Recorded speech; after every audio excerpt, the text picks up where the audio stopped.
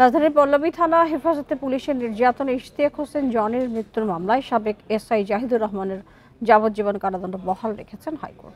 মামলায় এএসআই রাশিদুল হাসানের যাবজ্জীবন কারাদণ্ড কমিয়ে 10 বছরের সাজা এবং পুলিশের সোর্স রাসেলকে খালাস দেওয়া হয়েছে। বিচারপতি কুদ্দুস জামান এবং বিচারপতি রবিউল হাসানের বেঞ্চ এই রায় দিয়েছেন। বান্ডেল থাকলে প্রতি সেনমানিতে টাকা বাঁচবে। বিকাশ সেনমানি বান্ডেল কিনে জিতুন প্রতি লেনদেনে।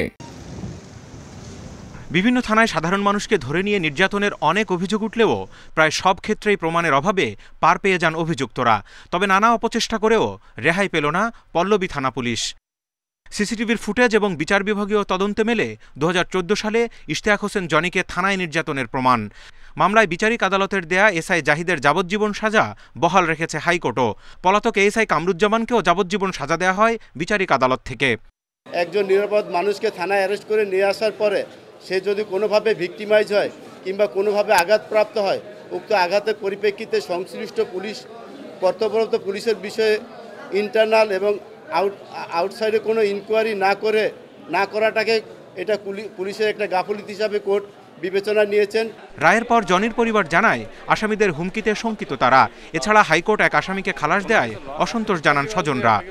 আসামি পক্ষ সন্ত্রাসীদেরকে লেলিয়ে দিয়েছে আমাদের পিছনে। গত 2 দিন আগেও আমার বাসায় এসে আমাকে হুমকি ধামকি দিয়েছে। সিসিটিভি ফুটেজও আছে যে নাম সরাই দিতে। মানে কি একটা দেশের মধ্যে আছি।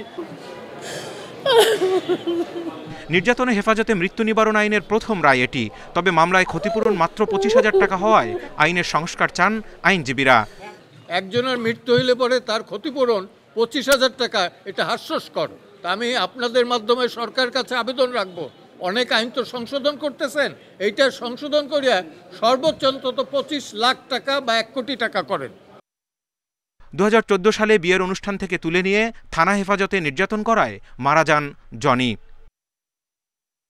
Zahidul Bashar, Independent News, Dhaka.